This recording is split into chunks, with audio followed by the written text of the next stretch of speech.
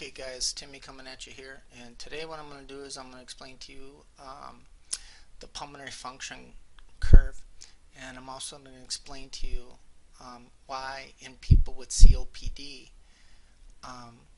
why their pulmonary function changes. And in people with COPD, the bottom line is they can't get air out. They can take air in, but they can't get it out of their lungs. So let's talk about that. First of all, a couple of things you got to know. Number one,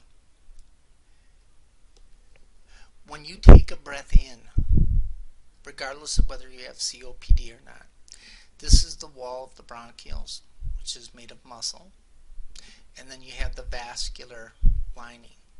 So in people with COPD, asthma, bronchitis, there's that inflammation of that vascular lining, right?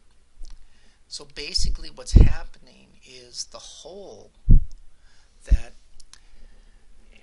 this little lumen of the bronchioles is getting smaller. But when you take a breath in and you expand your lungs, you also expand the bronchioles. So even though it's inflamed, you can expand the bronchioles and you expand the alveoli and air can get in. The problem is that because of that inflammation of the bronchial lining, and in case of asthma, bronchospasms and mucus production, that when you blow the breath out, the alveoli tend to collapse and the bronchioles tend to collapse.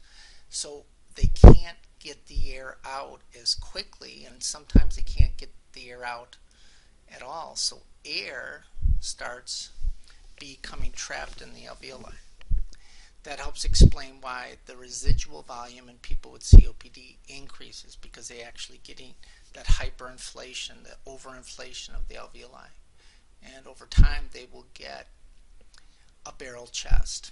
Now, when they do a pulmonary function test, what they do is they put a nose clip on so no air escapes through the nose, and then they give you a mouthpiece where you make a good tight seal. And then what they'll do is they will measure the amount of air that you can breathe in and out over a given period of time. So the time is measured in seconds and the air is measured in liters. So if you put the mouthpiece in here, and then you start breathing normally. So a normal inhalation and exhalation is called tidal volume. So that's the amount of air that you take in and out with a normal resting breath. Then what they're going to do is they're going to ask you, after you take a normal inhalation, to take as big a breath as you can in. And that volume of air that you can take in beyond the normal inspiration, right? That's called your inspiratory reserve volume, or the amount of air that you can take in beyond a normal inspiration. Then what they're going to do is they're going to tell you, after you take that normal inspiration as big as you can, after you take that big breath in, inspiratory reserve volume, then they're going to tell you to blow that air out. And the amount of air that you can blow out beyond a normal expiration, you can see it starts at the normal expiration for a tidal volume. That's called your expiratory reserve volume. And as you can see here, expiratory reserve volume is much greater than inspiratory reserve volume. Then what they look at is what's called forced vital capacity, or vital capacity. And vital capacity is the amount of air that you can take in with a maximal inhalation and then forcefully expire it out. So your forced vital capacity is actually a sum of three volumes. It's a sum of your tidal volume plus your inspiratory reserve volume plus your expiratory reserve volume. that equals your forced vital capacity. And you want to force that air out, and I'll explain why in a minute. Now, and remember, in people with COPD, what happens? Their airways become inflamed, especially the smaller airways. So they can get air in, they just have a hard time getting it out. So the amount of time it takes a person with COPD to get a certain amount of air out is going to increase, and that's how they diagnose it. So the other value that they look at when they look at forced vital capacity, or the amount of air that you can take in maximally and blow out maximally, what they do is they look at how much of that air, when you took a huge deep breath in and then blew it out, how much of that air could you get out in the first second? So that's called your forced expiratory volume in the first second. That's where they come up with the term FEV1. So again, in people with COPD, they're not going to be able to get as much air out. So if you look here, how much could this dude blow out in the first second, or totally, his forced vital capacity? Well, he started here and he went up, if these lines are perfect, which they are, of course. That would be 4 liters. So the guy's forced vital capacity is 4 liters. Now what the physician wants to do is they want to look at that, and they want to look at how much of that 4 liters could this guy get out in the first second, forced expiratory volume in the first second. Well, if you look here, he was able to get out 3 liters of that 4 liters in the first second. So what they look at is this ratio of FEV1 to FVC. And if that ratio is typically less than 75%, that's diagnostic criteria for obstructed airways. Now,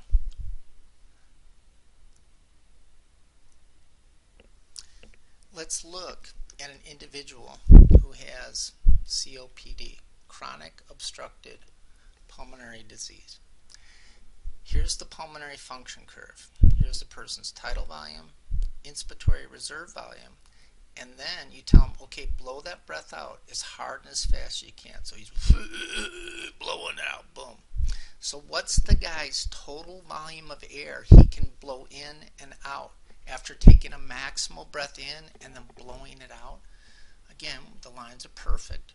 So this guy's FVC is 4 liters. Now, let's look at how much of that air, of that 4 liters, could that get out in the first second. So here, you can see that the curve is not as steep. And you can see that from 1 to 2, which is 1 second, he could get out about 2 liters of that total of 4. So what we do is we take the FEV1 divided by the FVC. How much could he get out in the first second? He could get 2 liters out. How much could he get out totally? The FVC, that's 4 liters. So, and you can do the math. So the ratio of FEV1 to FVC is 50%. So this guy has what's referred to as severely obstructed airways. And this is diagnostic criteria for chronic obstructed pulmonary disease. Now, what they will do, especially in people with asthma or even chronic bronchitis, what they will do then is they will give them a beta 2 agonist. And if you remember, beta 2 right? Epinephrine agonists stimulate. And you remember, if you have beta 2 receptors in the bronchioles. And then what they want to do is they want to see if a medicine that mimics epinephrine, like albuterol, can reverse this obstructed airway. So they'll give them a couple of hits on it. You know, they'll go take big deep breath, suck it in, hit it, right?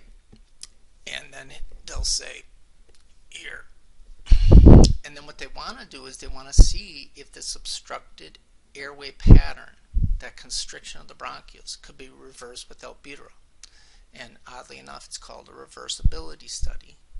And then they'll repeat the pulmonary function with the hope that the FEV1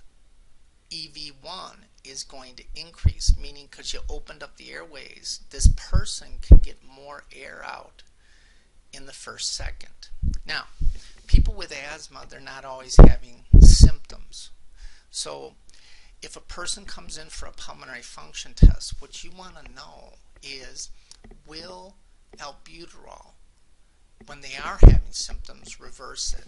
So there's a drug that they can administer to a person called methylcholine. You've heard of acetylcholine, right? Acetylcholine, parasympathetic, norepinephrine, sympathetic.